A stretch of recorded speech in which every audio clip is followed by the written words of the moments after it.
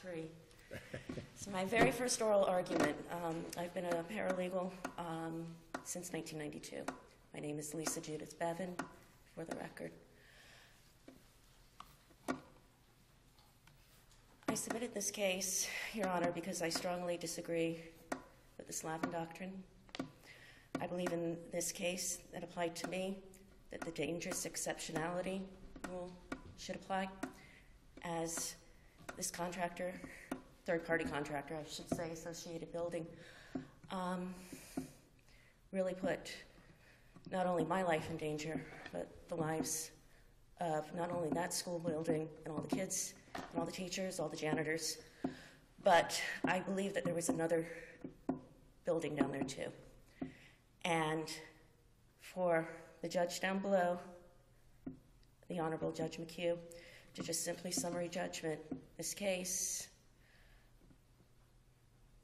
I think that was very wrong for many reasons that are in my brief that I've written to the appellate court. So that's all I wish to share right now, but I'm sure you'll hear from more from me. Okay. Yeah. Thank you. Thank you, Ms. Bevin.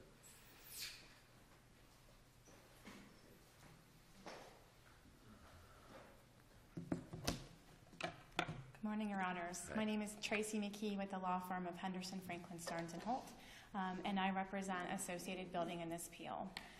We're here today because we believe this is a classic case for the application of Slavin.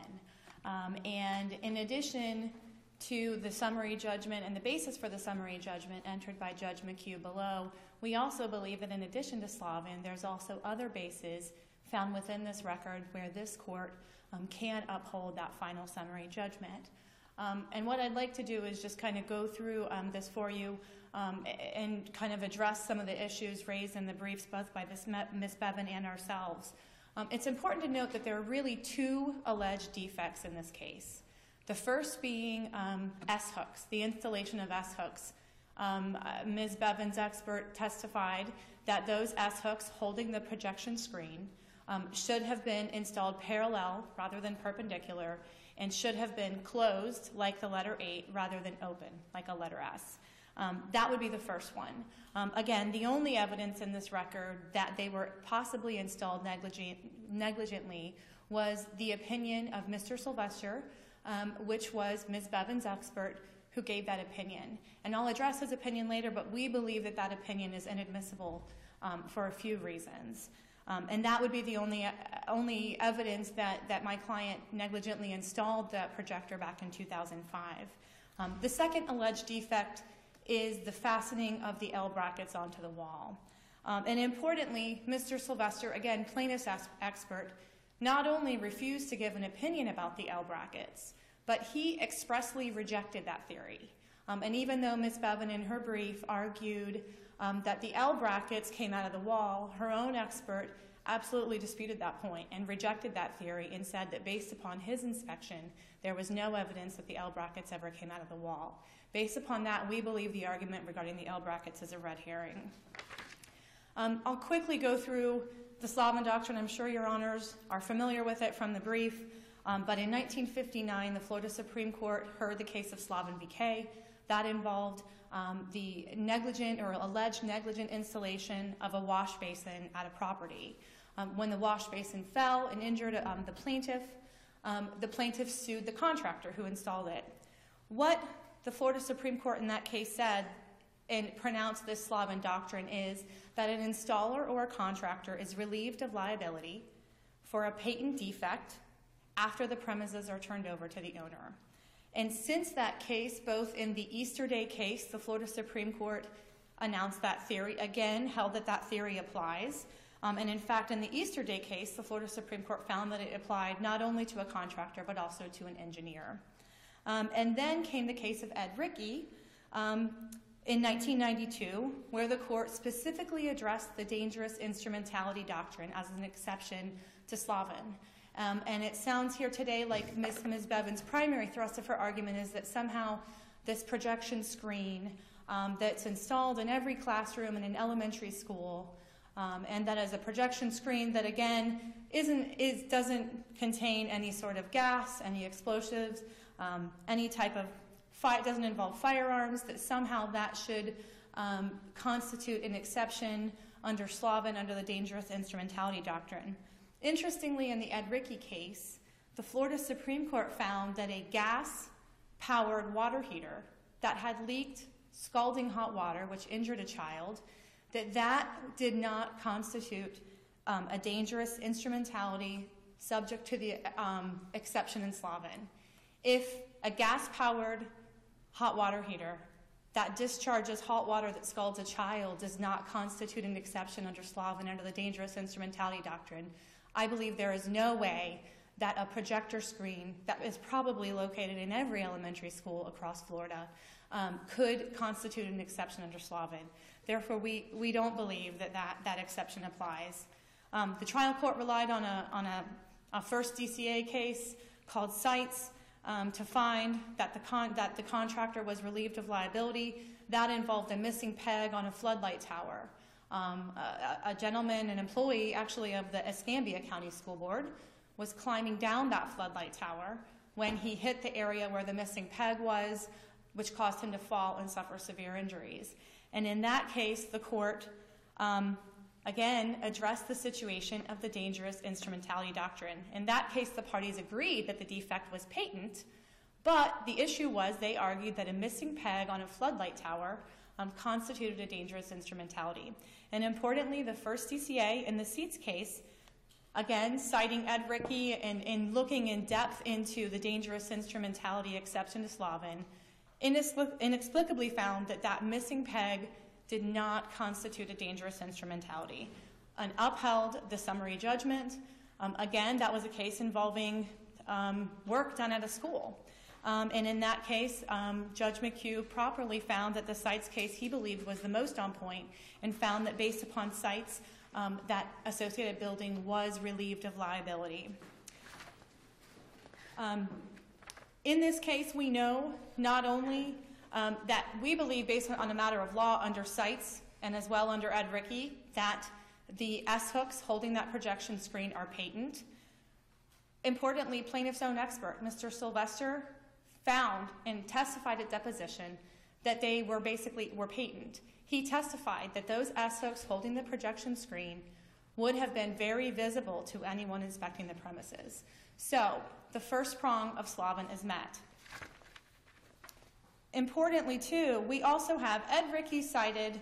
In the Ed Rickey case, they noted not only the patentness of a defect as the first prong of Slavin, but they also identified that if an owner has knowledge of a defect, even though maybe you wouldn't be able to determine as a matter of law it was patent, that an owner's knowledge of a defect is sufficient.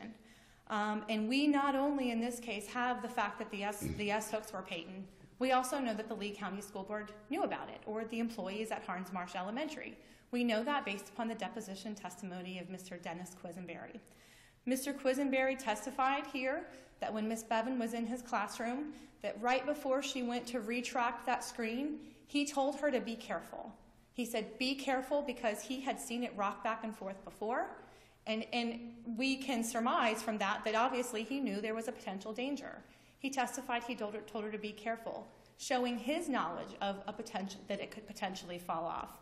He also testified, and this is a second area where we can show knowledge on the school board, that his wife, who is a kindergarten teacher at Harns Marsh Elementary, had her projection screen fall off prior to this incident. Therefore, we have testimony in this record that not only were the S-hooks patent, but the school knew about this, and based upon that, the first prong of Slavin is satisfied. With respect to the premises being turned over, we know that the property principal, Charles Lucky, stepped foot into the school in August 2005 before it was opened. At that time, he said all of the projection screens had been installed.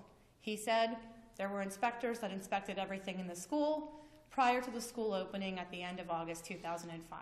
The school operated from August 2005 and continues to operate, but operated all the way up until 2007 when this incident occurred. And we also know from the testimony not only of Principal Lucky, but from the maintenance supervisor at Harns Marsh, Joel Brune. Joel Brune was responsible for repairing and maintaining everything on those premises from the date the school opened until this incident. So if there was any question whether the premises were turned over, I believe that the testimony of Charles Lucky and Mr. Brune firmly establishes that they were. With respect to our argument earlier, or my statement earlier, that we believe that not only the Slavin doctrine applies in this case, under the tipsy coachman doctrine, we believe that this court could still uphold the summary judgment on the fact that there's simply no admissible evidence to establish that my client was negligent. But you are the movement for the summary judgment, correct? Correct, Your Honor. And is it your burden then, as the movement for summary judgment, to submit evidence that you were not negligent? No, I don't believe we do. The burden would be on the plaintiff to prove every element of their claim. At trial. But you're the movement for summary judgment. Well, I would agree that we're the movement for summary judgment, but we can set forth that they have not proven all their elements. And I think that would apply at the summary judgment level as well. Because based upon the testimony, well, it's more along the lines of the fact that their expert's testimony would not be admissible, and therefore they could not put him up. And the issue, but before trial, they could find another expert, couldn't they? They could find another expert for trial. You're correct, I just don't think you're going to get very far arguing tipsy coachmen on they not satisfying their burden at the at the time of summary judgment, when really the burden was yours. The burden is ours on summary judgment, admittedly, but their own expert, his sole opinion rested on the fact he had no idea how these S-hooks, how this particular projection screen, or any of them for that matter, were installed in 2005. His opinion rested solely upon his inspection after it was reinstalled by Mr. Brune, because we know he was maintaining and repairing the premises, and based upon photographs taken after the incident. So we don't believe, and while I understand Your Honor's point, we don't believe that expert, that they ever put forth any evidence that my client was negligent. And Your Honor, I'll briefly just go through, we talked about it not being a dangerous instrumentality. Obviously, if a screen was deemed a dangerous instrumentality, we believe that exception would swallow the rule. Ms. Bevan raised in her brief her claims about her claims against the Lee County School Board and how she was forced to go through, workers' comp scheme. That certainly has no bearing on my client. And in fact, we would point, Your Honor, there's two cases, one out of the first and one out of the third, that both deal with injuries to the owner's own employees. So we would, based upon that, presumably those employees would have been forced to go through the workers' comp scheme, but nonetheless, the first DCA and the third DCA upheld the Slavin doctrine and relieved those contractors of liability. Finally, with respect to Ms. Bevan's arguments about disqualifying Judge McHugh, we believe not only were those motions for disqualification untimely, we believe it's untimely to bring this issue up. None of those orders were raised in the notice of appeal, and to wait to seek appellate review until 2.5 years into the litigation and after Judge McHugh had entered a summary judgment against the plaintiff, we believe those are absolutely untimely. And under Rule 9.110, isn't the scope of review and an appeal from a final order anything that happens before the filing of the notice of appeal? It would be, Your Honor. So it would include any ruling that occurred in the case from the date that it was filed till the filing of the notice of appeal. I would agree, Your Honor, but I think at some point when you deal with a disqualification, and even though technically the notice of appeal rule under 9.100, I would agree, I think that there becomes a point, and I believe we cited in our brief a case, I believe it was called Alma's Seafood, where the court found they could have filed an extraordinary writ. And typically it would be, I believe, a writ of mandamus that would happen. And to sit back on your... Actually, it would be a writ of prohibition. Writ of prohibition, I apologize. And to sit back and to be denied 3 times, to sit back on your laurels and wait until the 2.5 years into a litigation when to go in front of, for a summary judgment hearing, And to have summary judgment ruled against you, and then to raise in the final appeal, to raise this issue of disqualification, I believe the plaintiff has waived it. I think they're stopped from raising it at this point. I think that, and I believe, like, again, in our brief, we cited a case where they said they waited too long to basically move to file that appellate review because they waited until they got a negative ruling. I think the same basis applies here, that simply she waited too long to file it or to seek appellate review of the judge's orders. And the last thing, if Your Honor were to even get to it, the substance of those motions to disqualify were not warranted. Judge McHugh was the third judge assigned to this case. Two prior either were disqualified or recused themselves. It wasn't until 5 months after Judge McHugh took over this case that the first motion to disqualify was filed. He certainly could have denied it solely on the fact that they didn't timely file the motion to disqualify pursuant to the rules. And again, the grounds for that disqualification were that he had ruled negatively not against Ms. Bevan, but against Ms. Bevan's brother and her mother. Certainly, negative adverse rulings by a judge are not sufficient, and I would say this is even one step removed from that. This is negative rulings against her family members are not sufficient.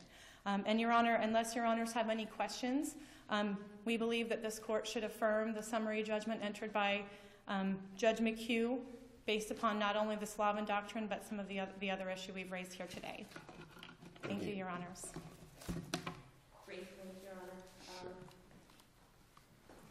Judge McHugh is married to a school teacher who was actually out in that school building, too. She's a, what do you call this video? Teacher. Virtual. And also Judge McHugh banks at the Suncoast banking institutions down there. Both his family members and others had economic interest in this case. They tried to push me to a settlement. They tried to push me out the door after I got hurt, after I looked after all of their kids. For the last, I don't know, since 2003, I was employed. And once I got hurt, I was told I could never, ever work in Lee County again. So now that we're global, everybody around the world can hear virtual. I don't know where I can work as a school teacher anymore. I've been really damaged here. I would like this remanded, brought before some really good legal minds who can decide the Slavin doctrine, because I really don't think it applies here. I really and truly don't. And I would like to hear your positions, all three of you, right now. We'll get back to you. I would like that orally, please. You can't come into court and demand that judges... I can ask for oral arguments according to a Supreme Court rule, the United States of America. Right, and that is an opportunity for the parties to argue to the court. It's not an opportunity for the parties to demand that the court. But I can't remember the site offhand, but I will clearly provide that for you. But the Slavin doctrine is very wrong, and this case really should have been heard in an open courtroom, and their burden has not been met on summary judgment. Thank you. Thank you, Ms. Bevan. Thank you both. With that, the court is adjourned. All rise.